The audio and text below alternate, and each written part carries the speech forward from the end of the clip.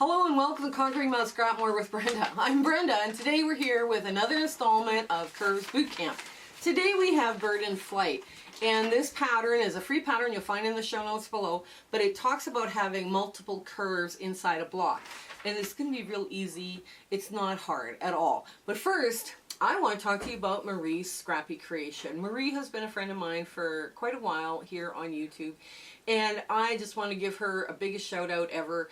We have enjoyed each other's company and our crews, because both of us have Facebook groups. Our crews are getting along really well, and we invite her crew also to our virtual sew dates that we have on Zoom once a month. So in our Facebook group, we're also using the rooms feature to have impromptu sew dates. So whoever is wanting to sew and hang out, they just go to the room and they sew and they hang out. So this is going to be a fun sew date. So come on in, guys. We got lots of sewing to do. Okay, the Birds in Flight, the PDF is in the show notes below, and this falls into 1, 2, 3, 4, 5 pieces. There's 5 pieces to this pattern. So this ended up being a little more complex than I was hoping, but it worked out well. So as you can see here, I've done all the paper piecing. I have done like the tail, and then I've left, just cut a piece out of 8 that is going to represent the bird, and then the bird's head and the background, right? So basically you always start with your smallest curve first, right? So the tighter curve is this one. So what you want to do is you just want to take this and you want to fold it over so that the points, let's see, we'll fold it the other way. We'll fold it the other way so we can actually see the points. So the points match. Now you're going to press right through the front and the back of this. You want this very well marked, and then you're going to take that open like this, right? And you're going to see where that 8 line goes through. On piece 8, there's going to be a line that goes right through. Now you're going to take the tail first, and you're going to go seam to seam allowance, right? So you're going to put the in right on the seam allowance and right on the seam allowance on the other side, on the inside of the seam allowance. Okay, there we go. So you want to hold it there, and this is where this must line up, right there. So it's got to line up right in 6, right in piece 6. Now you can take this again and match it, but you're going to match it from the inside of the seam allowance to the middle, not any of this part out here, right? So what you're going to do, you know what, I'm not going to do that. I'm just going to match it up. That's probably easier. So what you're going to do is you're going to take these 2 pieces here like so, and you're going to put in right at the point. Now this more than 1/4 inch seam allowance here. And you're going to put it right in where this matches, right? And you're going to maneuver this just a hair so it sits nice. There we go. And you're going to push it through just like that. There. Just like that. So now you can start from this, center and work out, pushing this to the point, or you can, it's up to you how you want to do this now, right? You've got to get these 2 pieces together. Some people just freehand it, and I think that might be worth showing you. Okay, so inside seam allowance to the tip, the very, very tip. The very tip. You don't want to be out. Right? And then just like that. There we go. So, and now you're going to go this point to this point. Yeah, I am going to go and just do a little bit here. Okay. Yeah, I am going to pin it because I got a funny feeling this is all bias and the other bit is all bias. It could be bad. I'm going to take that out and go right here like so. And now I'm going to pin it back out. Okay, and right where those two match up.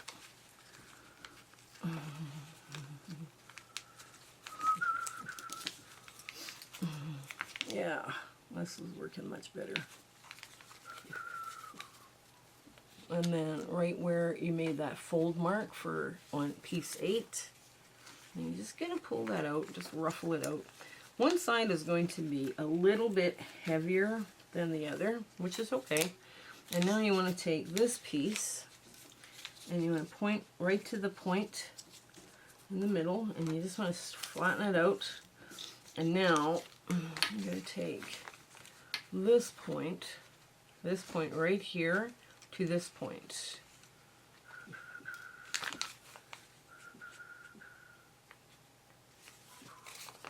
There we go. So that will go right to this point, right here.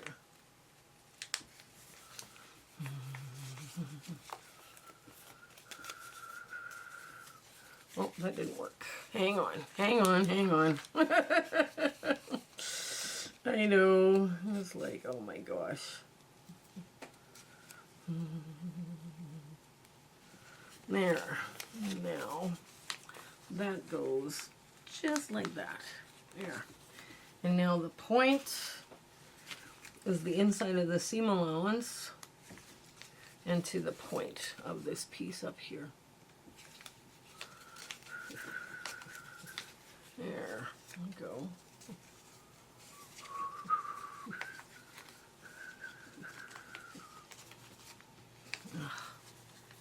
This is actually a pain in the butt. Sometimes I prefer to work with patterns that are more, there's more freedom allowed in the work. Okay, now I just got to get this back here out of the way because it's going to cause a problem. There, and I'm going to put a couple extra pins in because these points are really tiny.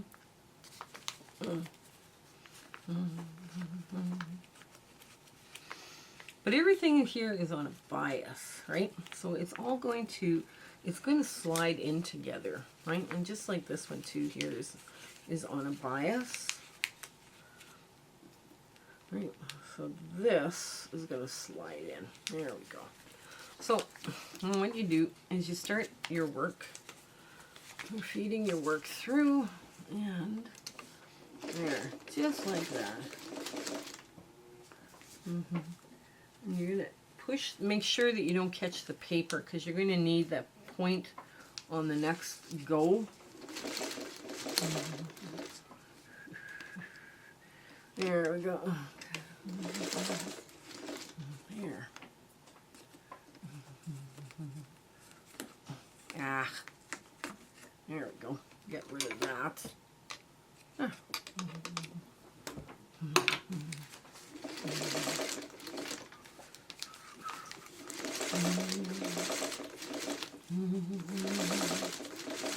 And the bigger the curve, the easier it is to sew.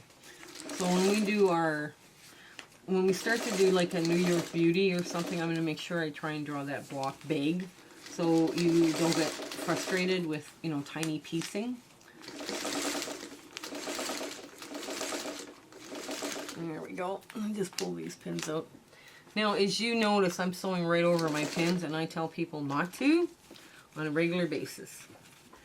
And of course, this machine, when it does hit a pin, it's quite the fiasco. It's like, oh no, it hit a pin. Now, we're just going to look at the other side of that. Okay, we did grab it a couple of times, you know, that, but, I mean, that's not bad. So we're just going to see now, we're going to push it flat and see where we are on that curve. Okay, so there we go. And we would press now at this point. We would press this. Okay? All right, now, and we're well over for this mark. Now, we still have a mark for the 8 like right in the center, we still have that mark. So we can just turn it and, you know, and remark it if we had to. But we're going to take this now and we're going to mark the center and we're going to line them up. Okay.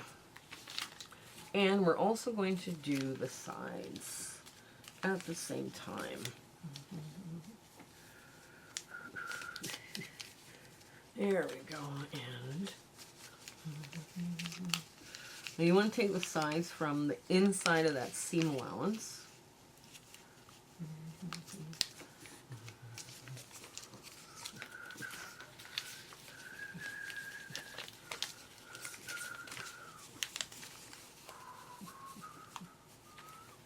There we go. There. Okay, so now we've got our marks. We've got 2 marks, or 3 marks. We've got 3 marks here, so let's line them up. Let's line them all up and get them sewn together. And then we can trim the block and we have a cute little bird. Well, a cardinal, I guess is what it would be called. It's all red with an orange beak. There we go. Now when you're lining that center up, kind of line it up with everything, you know, is lined up as best you can. There. Now we're going to do the side pieces. I'm going to leave these pins here because that's a pretty big spot. And I'm going to see where that other...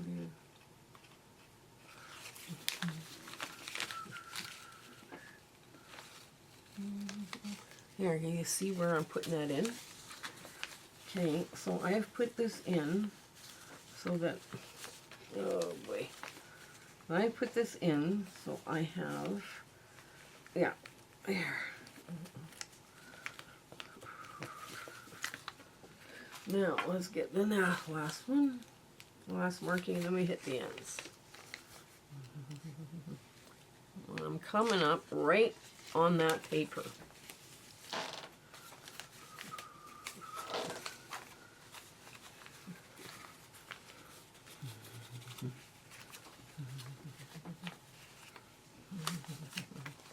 There we go. Yeah.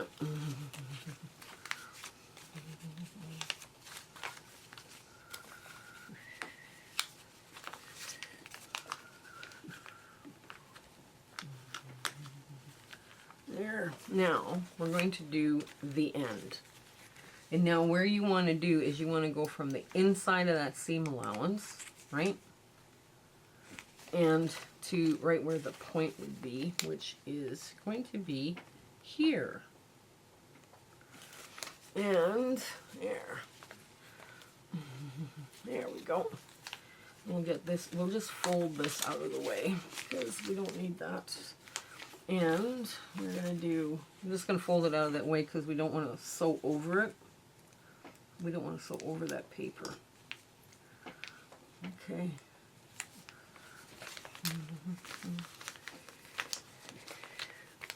And we want to go right to the point. Right to the point. There we go. There.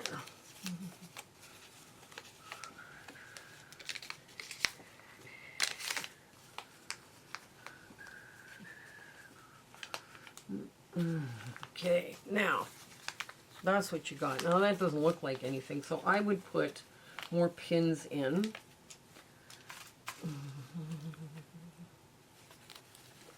Okay, there we go.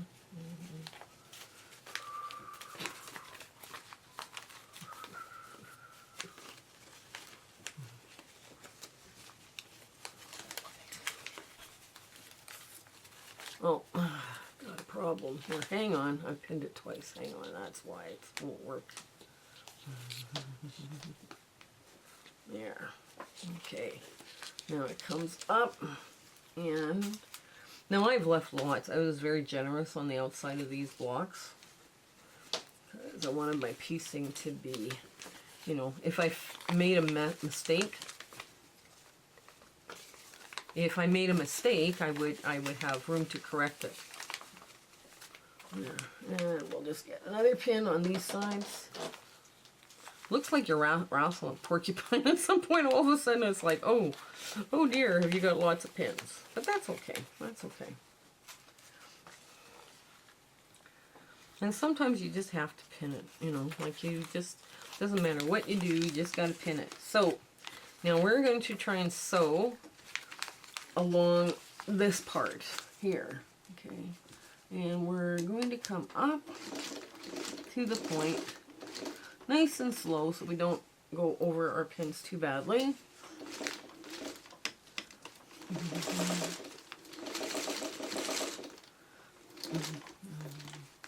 Now,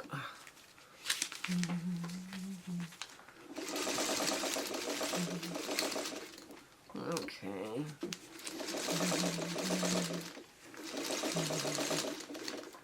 There. Now.